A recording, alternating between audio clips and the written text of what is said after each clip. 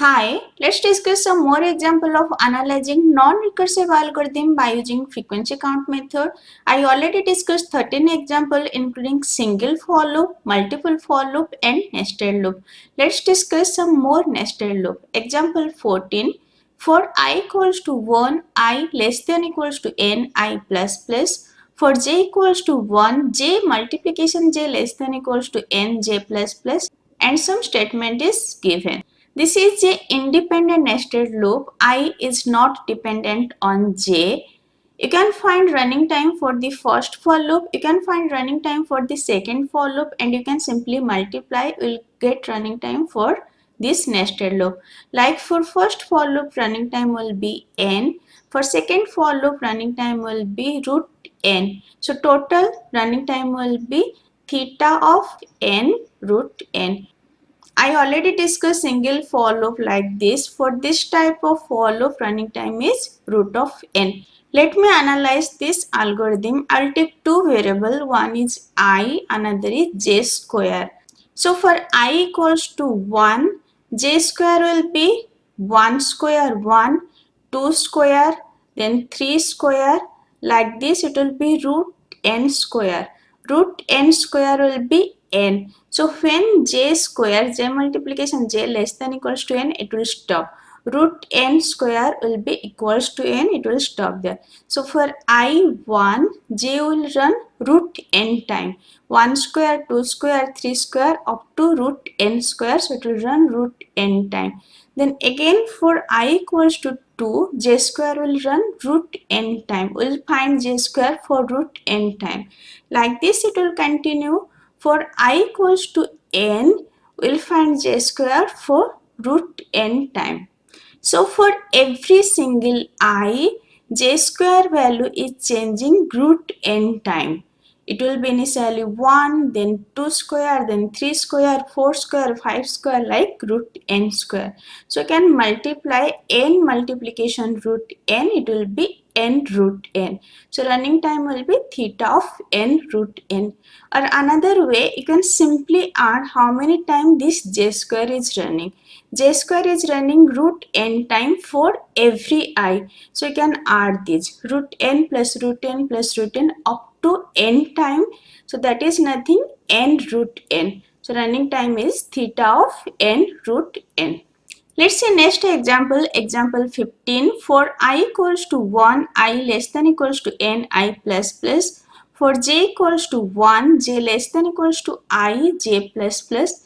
This is a dependent nested for loop. You can mark this j will run till j value is less than equals to I. So these two for loop are dependent and some statement is given. So let me analyze this nested loop. I'll take two variables, one for I, another for j. So for I equals to 1, how many times j value will change? J value will be changed only one time. Initially it will be 1 and 1 will be less than 1 and it will stop. Then for I equals to 2, j value will run 2 times. Initially it will be 1, next time it will be 2. Then for I equals to 3, j value will run 3 times. Initially it will be 1, then 2, then 3. Like this for I equals to n, j value will run n time. It will be 1, 2, 3 up to n. So for every I, j is running I time. Here basic operation is this statement. How many times this statement will run? It will run same as the second for loop will run. And second for loop will run how many times j value change. So for I equals to 1, it will run only one time. For I2, it will run 2 times. For IN, it will run n time. So what we can do, we can simply add this 1 plus 2 plus 3 up to n. And we know formula for this, it is n into n plus 1 by 2. Approximately this value will be equals to n square. So you can write theta of n square as running time. This is a dependent nested loop. You need to analyze both I and j. How many times I value is changing, how many times j value is changing. Then we can analyze the running time. Let's discuss another example. Example 16. For I equals to 1, I less than equals to n, I plus plus. For j equals to 1, j less than equals to n, j equals to j multiplication 2, and some statement is given. This is a independent nested loop. I is not dependent on j. You can find running time for first for loop. You can find running time for the inner for loop, and you can multiply. We know for this running time is n. For second for loop, running time will be log n, as it is multiplication of 2. I already discussed some basic single for loop. You can go through that. For multiplication by 2 or division by 2, running time will be log n. You can multiply, running time will be theta of n log n. Let me analyze this. I'll take two variables, one for I, another for j. For I value 1, j value is initially 1, then it will be j multiplication 2, so it will be 2, then 2 multiplication 2, it will be 2 square. Like this it will continue. And how many times this will run? We already know this type of for loop run log n time. So you can say for I1, j will run log n time. I already discussed how to find running time for this type of for loop. Just go through previous lecture, you can understand. Then for I equals to 2, j will change log n time. For I equals to 3, j will change log n time. Like this it will continue. Then for I equals to n, j value will change log n time. So for each I, j value run log n time.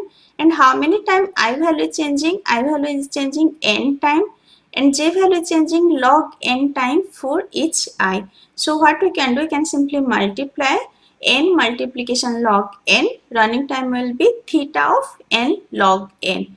Or you can check how many times basic operation is running. Here basic operation is this statement. Basic operation generally present in the innermost loop. So how many times this innermost loop is running? Same number of time this statement will run. This innermost loop will run log n time for every I. So what we can do, we can simply add log n plus log n plus log n up to n time. This is nothing, n multiplication log n, or you can say n log n. So running time is theta of n log n. If one nested for loop is given, you need to check whether it is independent nested loop or dependent nested loop. In case of dependent nested loop, we need to analyze the algorithm. In case of independent nested loop, we can find running time for each for loop, and we can simply multiply, we'll get the running time for the whole nested loop. In next lecture, I'll discuss some more example. If this lecture is helpful for you, please like and subscribe. Thank you.